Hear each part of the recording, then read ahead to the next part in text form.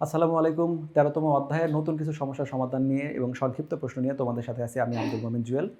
আজকের পর্বে আমরা ২টা ম্যাথ দেখব। আমাদের বইয়ের যেটা সিরিয়াল নাম্বার হলো ৪ এবং ৪ থেকে ৬ সরি ৩টা দেখব। এই প্রশ্নে বলা আছে আমাদের প্রথম প্রশ্ন যেটা একটা ধারা দেওয়া আছে এবং ধারাটা সম্বন্ধে বলেছে আমাদের একটা পদ আছে কোন পদ আমাদের ৩৮৩ এরকম একটা পদ আমাকে বের করতে হবে। এই যে ধারাটা দেওয়া আছে প্রথমে আগে খেয়াল করতে হবে যে ধারাটা দেওয়া আছে সেটা সমান্তর নাকি গুণোত্তর। আমাকে তো আর এটা বইয়ের ম্যাথ সরাসরি করছি না যেখানে আমাদের দেওয়া থাকবে এটা 13.1 এটা 13.2 ইনফ্যাক্ট 13.2তেও আমাদের সমান্তর গুণোত্তর মিশানো থাকে। তাহলে এখন প্রথমে যে জিনিসগুলো আছে ধারা দেওয়া থাকলে আমি আগের ক্লাসে বলেছি প্রথম এবং সাধারণ এই দুইটা শব্দ ছাড়া ধারার কোনো ম্যাথ আমাদের হবে না। প্রথম এবং সাধারণ, প্রথম মানে প্রথম পদ, সাধারণ মানে হয় সাধারণ অন্তর অথবা সাধারণ অনুপাত। এখানে তাহলে যেগুলো দেওয়া আছে সেগুলো আগে লিখে নেই। ম্যাথের শুরুতে যদি আমাদের প্রথম পদ সাধারণ অন্তর দেওয়া থাকে সেটাকে বের করব, না হলে প্রয়োজনে ধরে নিব, কিন্তু এ আর ডি অথবা এ এবং আর আগে লিখে নিব। তো এইখানে এটা হলো আমাদের এ, লিখে দিলাম যে এখানে ধারাটির প্রথম পদ এ সমান আমাদের 5। এখন সাধারণ অন্তর হবে নাকি অনুপাত হবে খেয়াল করে দেখো, এখানে এই দুইটা পদের বিয়োগফল 5 থেকে 8, এইখানে 5 - 8 বা 8 - 5 এটা ডিফারেন্স হলো আমাদের আছে 3। একইভাবে 11 এবং 8 এই দুইটা ডিফারেন্স আছে 3। তাহলে সেজন্য আমরা ধরে নিলাম সাধারণ অন্তর ডি সমান 8 - 5 = 3। তুমি একটা লিখলেই হবে, আমরা কিন্তু শুধুমাত্র তৃতীয় পদ থেকে এখানে দ্বিতীয় পদ থেকে প্রথম পদ আমরা বিয়োগ করে দেখিয়েছি, কিন্তু আমি যখন এটাকে অবজার্ভ করেছি তখন কিন্তু আমি একটা দেখে অবজার্ভ করি নাই। শুধু একটা দেখলে অবজার্ভ করা যায় না, এই জন্য দেখো একটা ধারা যদি এরকম থাকতো 2 + 4 প্লাস, এখানে 2 + 4, এখানে 2 + 4 এর পরে 6 হতে পারে। যদি 2 + 4 + 6 হয়, আমি যদি এই দুইটাকে সাবট্রাক্ট বিয়োগ করি তাহলে কি আসবে? 4 থেকে 2 এর বিয়োগফল হলো 2। তাহলে এটা বিয়োগফল যেহেতু 2 হয়েছে তাহলে এটা একটা সাধারণ পদ যেখানে সাধারণ অন্তর হলো 2। কিন্তু এইটাই যদি আমাদের থাকতো এরকম 2 + 4 + 8, আবার আমি বললাম 2 থেকে 4 এর বিয়োগফল হলো 2, তাহলে এখানে সাধারণ অন্তর 2। কিন্তু দুইটা ধারা কিন্তু একই না। এখানে 4 এর পরে 6 হয়েছে কিন্তু এখানে 4 এর পরে কিন্তু 8 হয়েছে। কিন্তু এখন দেখতে পাচ্ছি এই দুইটার বিয়োগফল 2 হলেও এই দুইটার বিয়োগফল হলো 4। তার মানে বিয়োগফল আমাদের দুইটাতে সেম হচ্ছে না। এই জন্য আমরা কি করব, সবসময় দেখাবো একটা দেখানোই আনাফ। এখানে যেমন এই ধারা থেকে আমি মাত্র একটা দেখিয়েছি, ডি সমান হলো দ্বিতীয় পদ মাইনাস প্রথম পদ সমান 3, অথবা তৃতীয় পদ মাইনাস দ্বিতীয় পদ সমান 3, যে কোনো একটা দেখালেই হবে। তুমি যখন প্রশ্নটাকে অবজার্ভ করেছো তখন তুমি অন্তত দুইবার অবজার্ভ করবে। প্রথমে এই দুইটাকে মাইনাস করো, পরের বার এই দুইটাকে মাইনাস করো, যদি উল্লেখ না থাকে এটা সমান্তর নাকি গুণোত্তর। সেজন্য আমরা অবজার্ভ করব অন্তত দুইটা, আর আমরা লেখার সময় একটা লেখাই আমাদের এনাফ।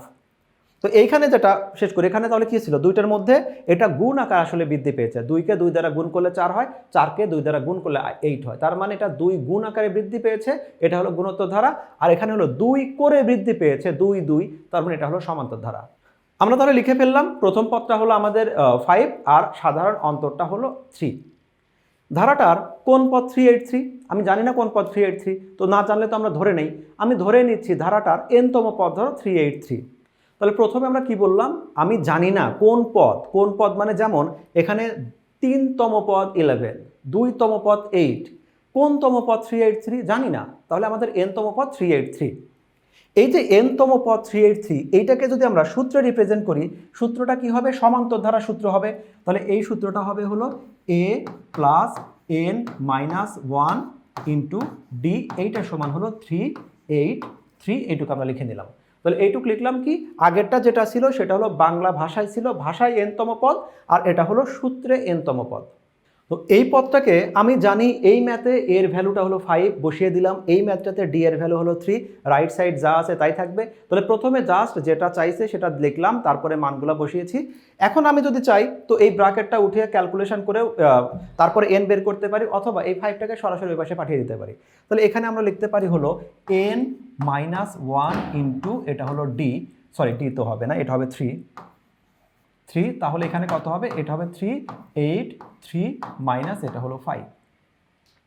তাহলে শুধু n - 1 মানে কত হবে, তাহলে শুধু আমাদের n - 1 মানে হবে, এইটা হবে হলো মেবি এটা হয় হলো 378। আর একটা কাজ করব, এইটার বিয়োগফল হলো 378, বাট এইখানে যে 3টা আছে এইবার 3টাকে আমি শিফট করব। প্রথমে আমি এই 3কে ওই পাশে শিফট করতে পারি নাই কেন, কারণ 3টা এই যে পদটা আছে এখানে আগে একটা জিনিস প্লাস মাইনাস আকারে আছে। যতক্ষণ আমাদের প্লাস মাইনাস আকারে থাকবে ততক্ষণ আমরা গুণ ভাগটা শিফট করতে পারবো না অন্য পাশে। আমার টার্গেট শুধুমাত্র এনকে খুঁজে বের করতে হবে। তো এন এর সাথে যত কিছু আছে সবগুলোকে আমরা অন্য পাশে পাঠিয়ে দিব। তাহলে এখন এই 3টাকে এই পাশে যদি পাঠিয়ে দিই তাহলে এটা আসবে হলো, এটা ভাগ আকারে যাবে এখানে। তাহলে পাচ্ছি যদি আমি এটাকে ভাগ করি রেজাল্টটা হবে হলো এখানে 126 126। যদি n-1 সমান 126 হয় তাহলে এই 1টা ওই পাশে গিয়ে আমাদের হবে 127, মানে এই ধারাটার 127তম পদ যেটা আছে সেটাই হবে আমাদের 383। তো এটা আমরা এভাবে দেখিয়েছি, আমরা বইয়ে কিন্তু সরাসরি এটা গুণ করে তারপরে ওই পাশে পাঠিয়ে দিয়েছি। তোমার জন্য যেটা বেটার হয় তুমি সেটা করতে পারো। এবার আমরা বইয়ের ক্যালকুলেশনটা দেখি। এখানে একদম একই রকম কাজ করা আছে। প্রথমে ধরলাম যে আমরা যেটা বলেছিলাম n তম পদ সমান 383, এটাকে সূত্রে প্রকাশ করলাম, মানটা বসিয়ে দিয়েছি। আমার ওইখানকার এখানের মধ্যে পার্থক্য কি, আমরা এখানে প্রথমে সরাসরি এই জায়গায় যে ব্র্যাকেটটা ছিল ব্র্যাকেটটা ভেঙে দিলাম। 5 আর হলো 3 এই দুইটার মধ্যে প্লাস মাইনাস করলে পজিটিভ 5 থেকে 3 গেলে থাকবে 2, 2কে ওই পাশে শিফট করলে এখান থেকে 183 থেকে আমাদের বিয়োগ হয়ে গেল। যে সংখ্যাটা আছে এখানে আমাদের আছে কত, 3n, 3 দ্বারা ডিভাইড করলে আমাদের 127 আসছে। এভাবে আমরা n-কে খুঁজে পেলাম। n-তম পদ দেওয়া ছিল সেখানকে আমরা n-কে খুঁজে পেয়েছি। একইভাবে আমাকে ধারার এই অংশটা দিয়ে, প্রথম অংশটা দিয়ে আমাকে যদি বলতো ধারাটার 127তম পদ কী হবে, একই রকম সূত্র ইউজ করে আমি n-এর মানটা বসায় দিলে তখন আমি n-তম পদটা পেতাম।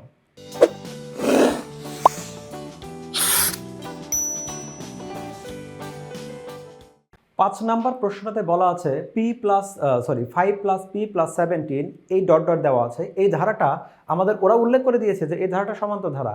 সমান্তর ধারা যদি হয় তাহলে পি এর মানটা কত। তাহলে এখানে 3টা পদ দেওয়া আছে এবং বলে দেওয়া আছে যে এখানে আমাদের এই ধারাটা হলো সমান্তর ধারা। এইটাকে আমরা সমাধান করব কিভাবে? তো যেহেতু সমান্তর ধারা তার মানে সাধারণ অন্তর এখানে সেম হবে। সাধারণ অন্তরটা কি ছিল, দুইটা পদের মধ্যবর্তী ব্যবধানটা, এবং সেই ব্যবধানটা আমরা কিভাবে বের করি, হয় দ্বিতীয় পদ থেকে প্রথম পদ, না হলে তৃতীয় পদ থেকে দ্বিতীয় পদ, না হলে তৃতীয় থেকে চতুর্থ থেকে তৃতীয়, সিরিয়ালে যে বড় তাকে আগে লিখতে হয়। তো আমরা এখানে এই পদটার ডিফারেন্সটা ব্যবহার করব হলো এভাবে। প্রথমে এই যে দুইটা পদ আছে এই দুজনের ডিফারেন্স বের করব, তারপরে এই দুজনের ডিফারেন্স বের করব। যেহেতু এটা একটা সমান্তর ধারা সবাই একই রকম ব্যবধান রেখে আমাদের প্রশ্নটা আগাবে। বলে এখন এই দুইটা পদের ব্যবধান মানে কত, দ্বিতীয় পদ বিয়োগ এটা হলো প্রথম পদ, এই দুজনের ব্যবধান এটা হলো সাধারণ অন্তর। একইভাবে এই দুইটার মধ্যে আমাদের সাধারণ অন্তর কত হবে, এই দুইটার মধ্যে বিয়োগফল, সিরিয়ালে যে পরে আছে তাকে আমি আগে লিখবো বা সিরিয়ালে যে বড় আছে। তাহলে এখন এটা দ্বিতীয় তৃতীয়র মধ্যে সাধারণ পদ কিভাবে বের করব, এই যে তৃতীয় পদ বিয়োগ আমাদের দ্বিতীয় পদ। তাহলে এটাও আমাদের সাধারণ অন্তর, এটাও আমাদের সাধারণ অন্তর। তাহলে এরা পরস্পর সমান, যেহেতু এরা হলো একই ধারার সাধারণ অন্তর। এটাকে ক্যালকুলেশন করলে তাহলে কি আসবে, আমি এই পিটাকে যদি এই পাশে নিয়ে আসি তাহলে এখানে আসছে 2p। আমি একবার লিখে দিলাম 2p ইকুয়াল, এখানে 5টা যদি ওই পাশে চলে যায় তাহলে 17-এর সাথে এটা আমাদের যোগ হবে, যোগ হয়ে আমাদের এটা হবে 22। তাহলে p ইকুয়াল কত আসছে আমাদের 22 ডিভাইডেড বাই 2, সরি এখানে ইয়ে হবে না, ডিভাইডেড বাই 2 ইকুয়াল আমাদের 11। এইভাবে মানটা পাবো। বইয়ে আমরা একইভাবে করেছি। প্রথমে আমরা কি করলাম, এখানে লিখে দিলাম যে প্রথম পদ এত, সাধারণ অন্তরটা তাহলে কি হবে, আমরা প্রথমে সাধারণ অন্তর দুইভাবে বের করেছি, যে আমাদের দ্বিতীয় পদ থেকে প্রথম পদ বিয়োগ অথবা তৃতীয় পদ থেকে আমাদের দ্বিতীয় পদ বিয়োগ। যেহেতু এরা একই অঙ্কের সাধারণ অন্তর তাহলে তারা কি হবে, পরস্পর সমান হবে। পিগুলোকে এক পাশে করলাম, এই পিটাকে এই পাশে নিয়ে আসলাম, দুইটা প্লাস হয়ে গেল, আর আমাদের 5 ওই পাশে নিয়ে গেলাম, এটাও প্লাস হয়ে গেল। তাহলে আমাদের এভাবে আমরা পি এর মানটা বের করতে পারি। পরবর্তী প্রশ্নটা বলল যে একটা ধারা দেওয়া আছে, এখানে ধারাটা দিয়ে বললো ধারাটির প্রথম 10টি পদের সমষ্টি নির্ণয় করো।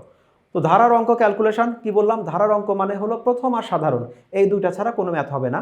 তো প্রথম আর সাধারণ এখন দেখি, এই ম্যাথটাতে কিন্তু বলে দেয় নাই যে ম্যাথটা সমান্তর নাকি গুণোত্তর, শুধু বলে দিল ধারা তার 10টা পদের সমষ্টি দেওয়া নির্ণয় করতে হবে। তো এইটা তো প্রথম পদ, এ নিয়ে তো কোনো ক্যালকুলেশন করার দরকার নাই, সমান্তর গুণোত্তর যাই হোক। তাহলে আমরা বললাম ধারাটির প্রথম পদ এ সমান হলো 3 লিখে নিলাম। এখন দেখি 3 আর 5 এর মধ্যে ডিফারেন্স হলো 2, 5 আর 7 এর মধ্যে ডিফারেন্স হলো 2।